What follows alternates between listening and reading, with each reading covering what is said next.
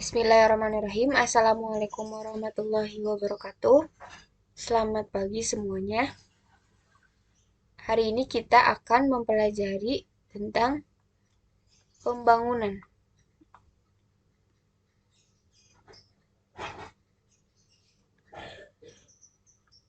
Pembangunan dan pertumbuhannya.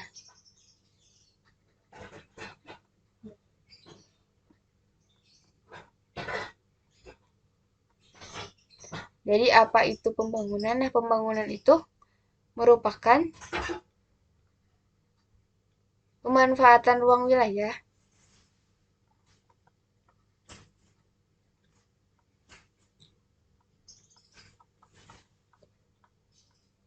dengan mengoptimalkan fungsi.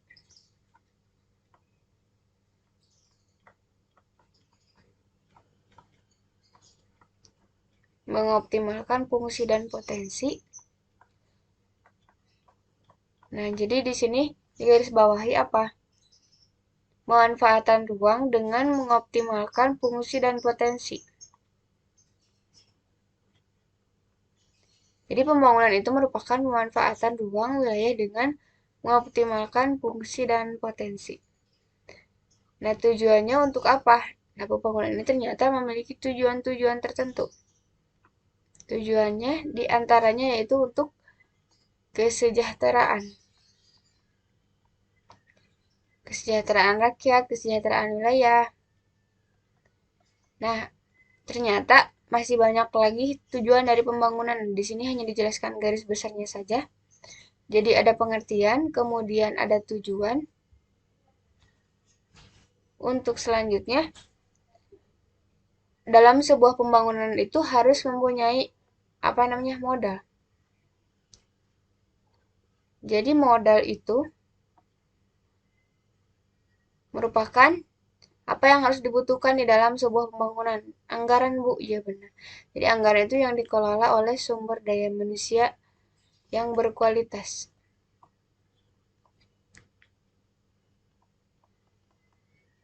Serta sumber daya alam yang melimpah.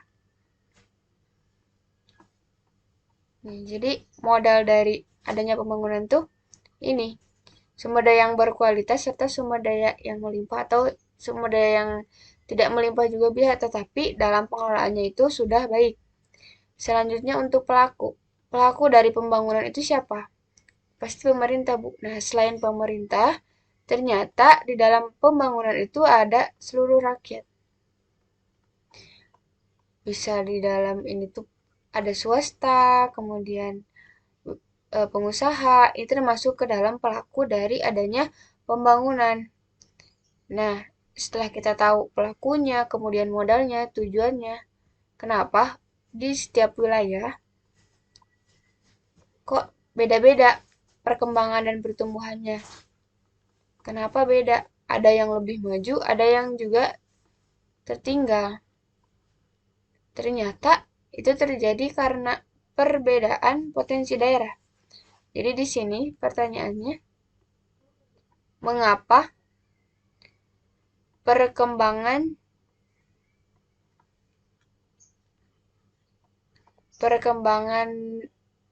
berbeda di setiap wilayahnya? Karena ada potensi yang berbeda. Potensi itu apa? Potensi itu lebih kepada nanti karakteristiknya bagaimana sehingga dia ketika diarahkan akan menghasilkan hasil yang optimal, seperti wilayah di atau kawasan pegunungan ketika dijadikan pusat administrasi kan aksesnya sangat sulit ya. Nah, makanya dia potensinya ternyata lebih kepada pertanian atau pariwisata. Nah, kayak gitu. Jadi potensinya. Jadi potensi yang beda-beda menyebabkan adanya perkembangan yang beda juga. Selanjutnya, lokasi. Nah, yang masih berkaitan dengan yang tadi. Kemudian ada sumber daya manusia. Jadi, jika sumber daya manusianya berkualitas, nah otomatis pengelolaannya juga akan baik. Selanjutnya, sarana transportasi. Jadi sarana transportasi ini akan memudahkan apa? Akses. Jadi aksesibilitas terhadap wilayah tersebut. Misalkan ada kawasan A dengan B, ini jalannya banyak banget. Oh, berarti nanti ketika dia melaksanakan kegiatan ekonomi, dia itu akan lancar, dia itu akan mudah gitu, sehingga perkembangannya akan pesat. Nah, seperti itu. Nah, untuk mengidentifikasi adanya pertumbuhan wilayah, ada beberapa faktor pertumbuhan wilayah. Faktor pertumbuhan wilayah itu ternyata ada beberapa, di antaranya faktor pertumbuhan ekonomi. Faktor pertumbuhan ekonomi, kemudian laju pertumbuhan penduduk. Selanjutnya ada perkembangan pemukiman. Selanjutnya ada tingkat pendidikan dan penghasilan.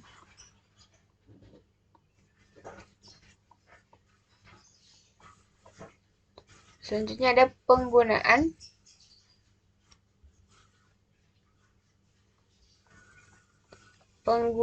teknologi. Jadi, ternyata ada beberapa faktor yang menyebabkan pertumbuhan wilayah. Di antaranya ada faktor pertumbuhan ekonomi, laju pertumbuhan penduduk, perkembangan pemukiman, tingkat pendidikan dan penghasilan penduduk. Kemudian ada penggunaan teknologi. Nah, hal ini akan memicu adanya pertumbuhan suatu wilayah. Kita ke Indonesia. Jadi Indonesia itu pada zaman Orde Baru ya dulu, untuk memajukan kawasan-kawasannya, kan Indonesia itu merupakan negara kepulauan.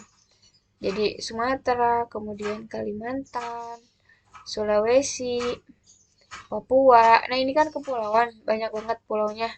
Nah, ini tuh pengen adanya pemerataan pembangunan dan pertumbuhan wilayah. Nah, makanya pas Orde Baru Indonesia tuh menerapkan namanya grow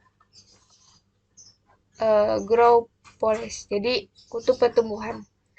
Di LKS juga sudah ada ya kutub pertumbuhan, bisa dibaca.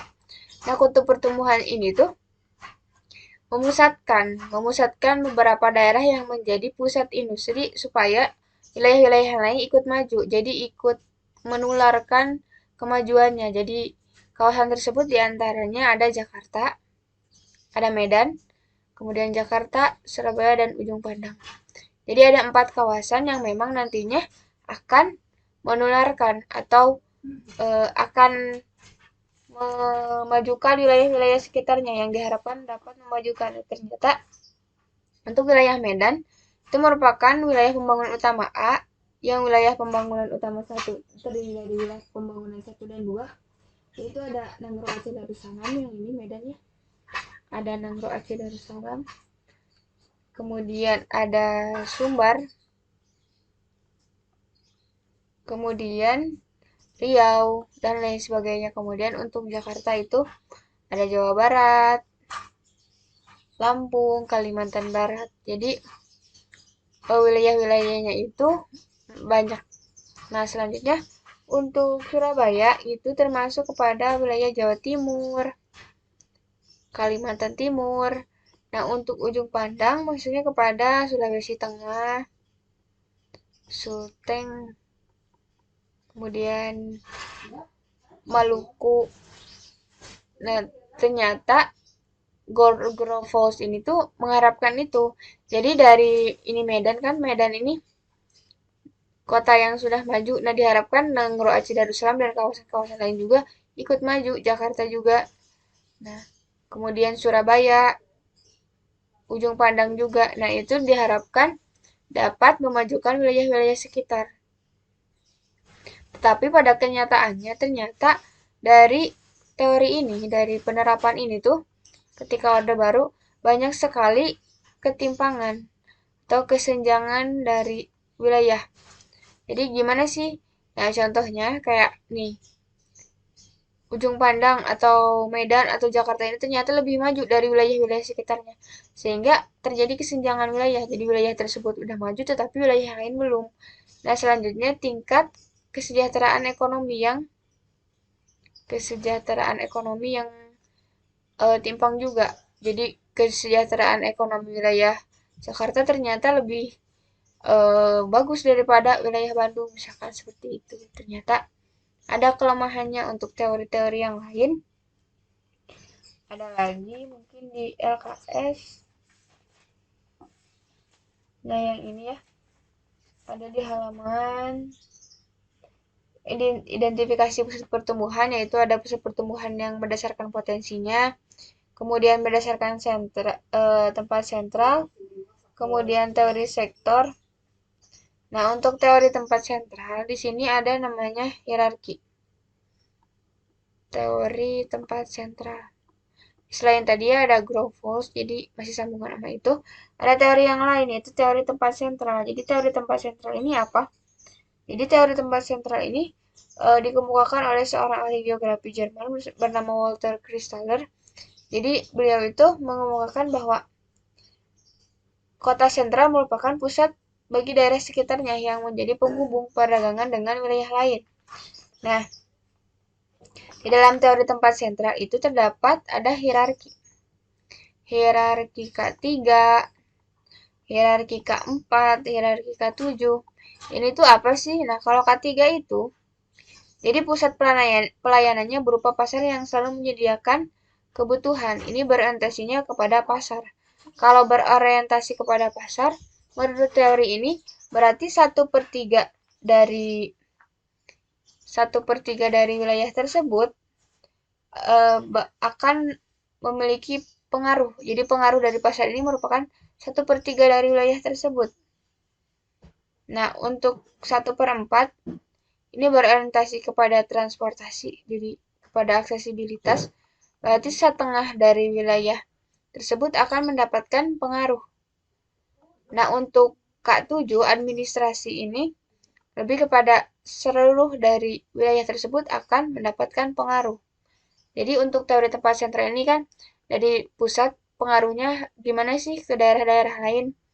Ternyata untuk wilayah yang berorientasi kepada pasar ada 1/3 nih yang akan berpengaruh wilayahnya itu. Kemudian transportasi setengah dari wilayah itu akan terpengaruh. Selanjutnya ada teori sektor bisa dibaca di LKS. Untuk konsep dari pembangunan ini, kan pembangunan itu dilaksanakan di sebuah daerah ya pastinya. Konsep pembangunan dan pembangunan dan pertumbuhan itu pasti dilaksanakan di suatu wilayah atau di suatu daerah. Ternyata nama dari wilayah itu macam-macam kan, ada desa, kota, kemudian kabupaten, provinsi. Nah, ternyata pasti dimulai dari namanya desa atau kota dulu atau hal-hal yang terkecil dulu sebelum ke kabupaten atau provinsi. Nah, untuk pembangunan desa itu ada yang namanya desa sebagai pusat pertumbuhan atau DPP. Jadi desa pusat pertumbuhan. Selanjutnya untuk pembangunan kota itu ada yang namanya kawasan terpilih atau konsep pengembangan prasarana kota terpadu atau P3KT. Nah, ini tuh merupakan salah satu contoh pembangunan yang ada di kota. Nah, ternyata kan sebuah kota itu akan mengalami atau sebuah wilayah itu akan mengalami perkembangan dan pertumbuhan. Nah, ternyata pertumbuhan ini tuh bisa dihitung atau bisa diukur. Nah, melalui daya dukung pertumbuhan wilayah. Nah, daya dukung pertumbuhan wilayah ini merupakan apa? Merupakan upaya untuk menentukan wilayah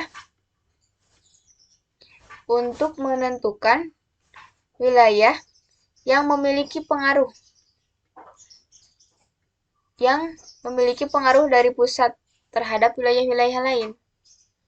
Memiliki pengaruh. Jadi, misalkan nih, ini pusatnya, tetapi seberapa besar sih dia pengaruhnya kepada wilayah-wilayah lain? Nah, ternyata bisa dihitung dengan daya dukung pertumbuhan wilayah. Nah, daya dukung pertumbuhan wilayah ini bisa dihitung dengan rumus. Ada teori gravitasi, kemudian ada teori titik henti, kemudian ada potensi penduduk, dan teori grafik. Nah, teori-teori ini dapat mendukung adanya atau menentukan wilayah yang memiliki pengaruh. Untuk teori gravitasi, ini tuh dihitung berdasarkan apa? Dihitung berdasarkan jumlah penduduk dengan jarak. Tapi ini tuh untuk mengukur apa? Mengukur kekuatan interaksi. Jadi kekuatan interaksi. Mendukung kekuatan interaksi. Kekuatan interaksi itu dengan rumus apa? I12 berarti interaksi 12 konstanta dikali P1 kali P2 per jarak 12 dipangkatkan 2. Jadi untuk mengetahui rumus gravitasi ini, teori gravitasi ini, mencari kekuatan interaksi itu dengan rumus ini. Contohnya gimana sih? Nah, contohnya kayak gini. Misalkan suatu wilayah mempunyai penduduk, misalkan penduduk J sebesar 525.000. Ini P. Penduduk J ya. Untuk penduduk P jumlahnya 85.000. Sedangkan penduduk S itu penduduknya jumlahnya 580.000. Dengan jarak J ke P itu berapa? 65 kilo. Kemudian J ke S itu 60 kilo. Oh, berarti kita tinggal masukin saja ke rumus. Karena rumusnya ini kita turunkan interaksi 12 sama dengan K dikali P1 dikali P2 per J1 J2 dipangkatkan 2. P1 P2 itu apa, Bu? Jadi penduduk 1 dan 2. Misalkan yang akan dihitung itu interaksi yang J ke P dulu. Berarti interaksi JP sama dengan konstanta itu bernilai 1 ya. Jadi sebenarnya nggak usah dihitung dulu, nggak apa-apa. P1 penduduk 1. Nih karena dihitungnya J dengan P berarti kita lingkari dulu yang J dengan P. J kali P berarti 525 dikali 85.000. Dibagi berapa? J 12. Berarti jarak antara J dengan P berarti 65. Kita pangkatkan 2. Nah, hasilnya langsung saja adalah 10.562.130,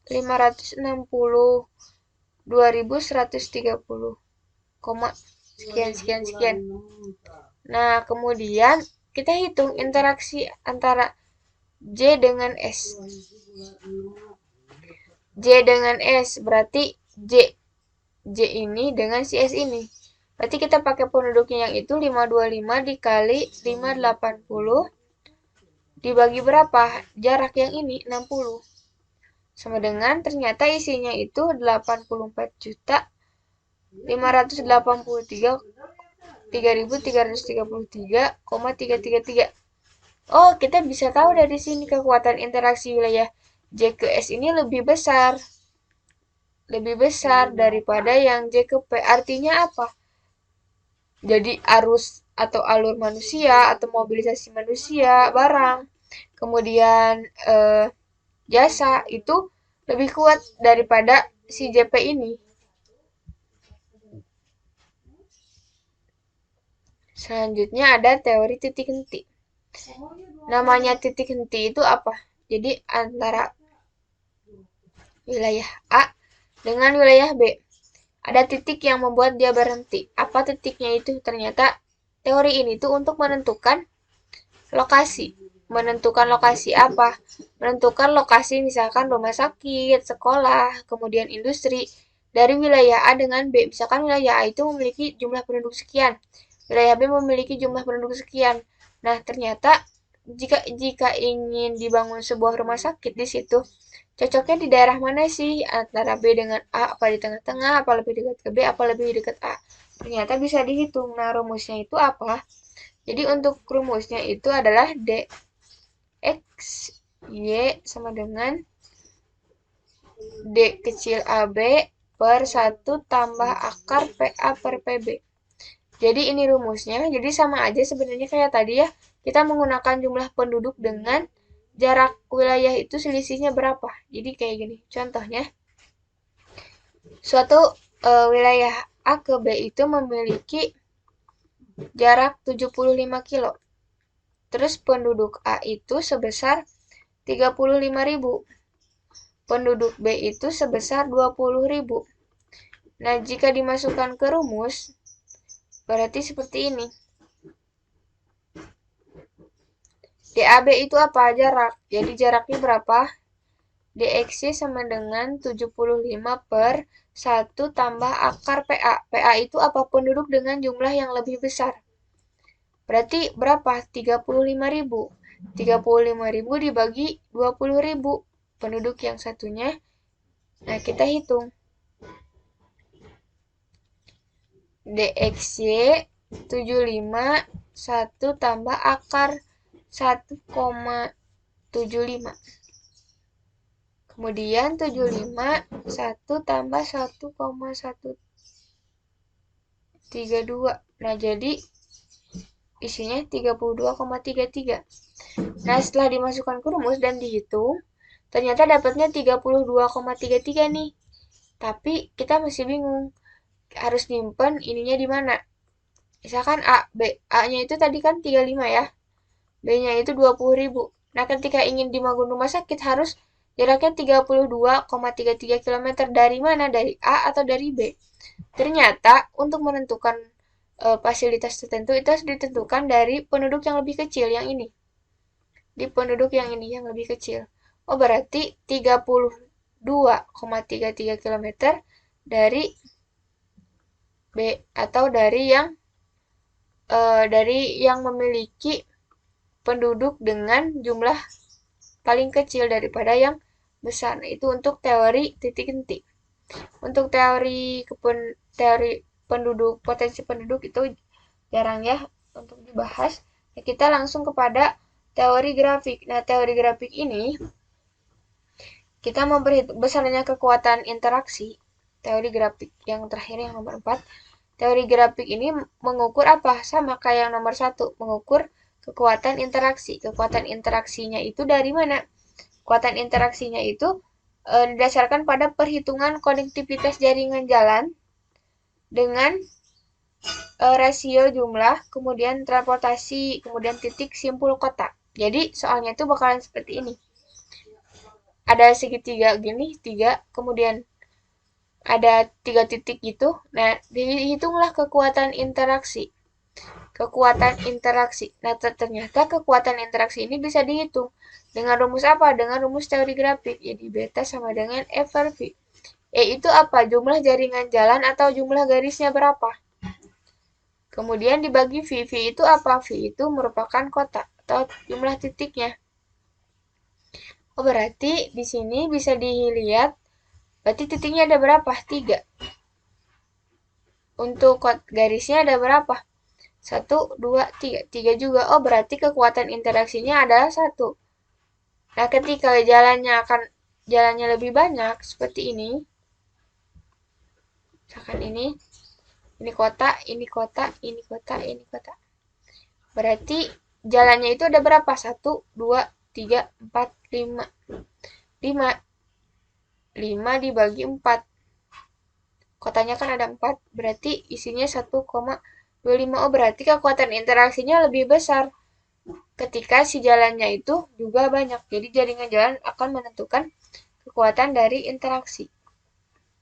Kayak gitu deh. Jadi untuk pertemuan kali ini